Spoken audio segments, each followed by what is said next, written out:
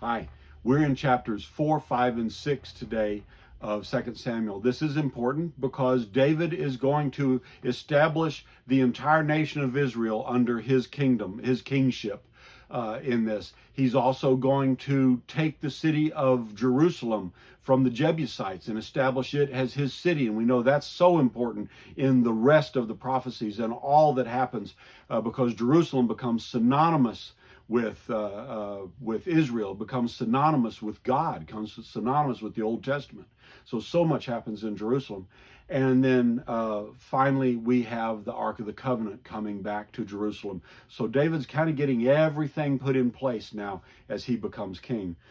Chapter 4 starts off with the murder of Ishbosheth. And two guys murder him, and they take his head to David, and they say, "Here, aren't you happy? Your enemy is now fallen." David says, "Don't you remember what happened when they told me about Saul and Jonathan dying?" And so he has these two guys killed. Then the next thing is the nation of Israel accepts David as their king, and he's now anointed over all of Israel.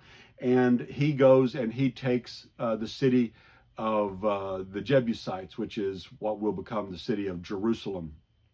And when you see that, there's an interesting thing in there. They thought they couldn't be defeated, that even lame people could defend it. Well, not so much.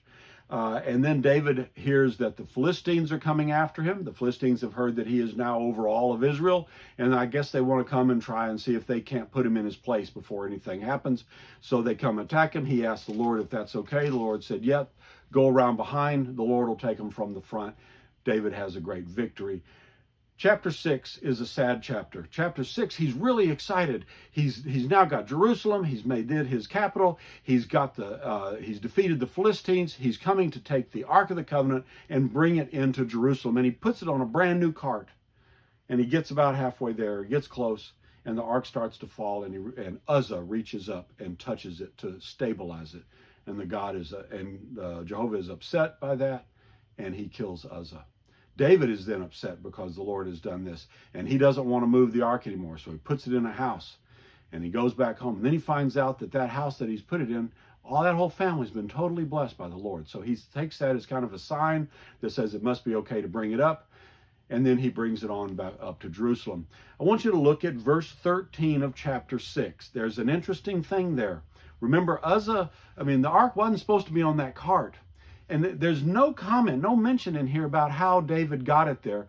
But there's an interesting phrase there. He says that when the people carrying the ark, carrying it, not pushing it on a cart, but carrying it, had only walked 6 steps, David stopped and offered sacrifice. Now, whether he had Levites, whether they're using the proper poles, whether they're doing it the proper way, we don't know. But my suspicion is that he went back and did a little research about how exactly am I supposed to bring this ark up here? And he does that. All the way in, they're dancing and singing. He is leading the procession. And his wife, Michal, a daughter of Saul, looks out and sees him. And she tells him later that you made a fool out of yourself. And he says, "I will make a fool out of myself, because the Lord that made me king of Israel is the Lord who gave me the kingdom from your father, and I will praise him any way I want to." And that pretty much sours the relationship between Michal and David from then on. So anyway, tomorrow we get into chapter 7, and I hope you enjoy the readings. They're exciting. Have a good evening.